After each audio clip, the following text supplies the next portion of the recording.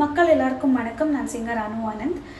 இன்றைக்கி தான் நாங்கள் சாத்விகா பாப்பாவோட ஃபண்ட் ரைசிங் ஷோ முடிச்சுட்டு பாப்பாவை பார்த்துட்டு வந்து ரொம்ப மன இறுக்கத்தோடு நான் அந்த வீடியோ எடுக்கிறேன். சாத்விகா பாப்பாவுக்கு வந்துட்டு SMA type 2 அப்படின்ற ஒரு ரேர் டிசீஸ் வந்து எஃபெக்ட் ஆகிருக்கு.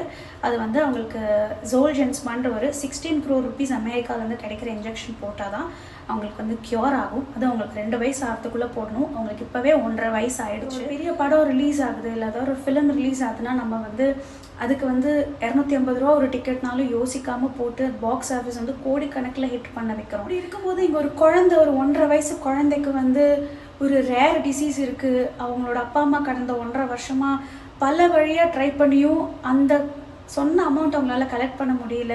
ஸ்டில் அவங்க அப்பா வந்து என்னால் என் பொண்ணை எப்படியாவது காப்பாற்ற முடியும்னு யோசிச்சு ஒரு ஹோப்போடு எல்லாருக்கிட்டையும் இன்னமும் அந்த ஃபண்டு ரைஸ் பண்ணுறதுக்காக உதவி கேட்டுக்கிட்டே தான் இருக்காரு. இந்த வலி, அந்த கழுத்தில் போட்டிருக்க டியூபு, வயிற்றில் போட்டிருக்க டியூபெல்லாம் தாண்டி அந்த குழந்தை புதுசாக ஒருத்தவங்க வந்து அவங்கள பார்த்து சிரிக்கிறா.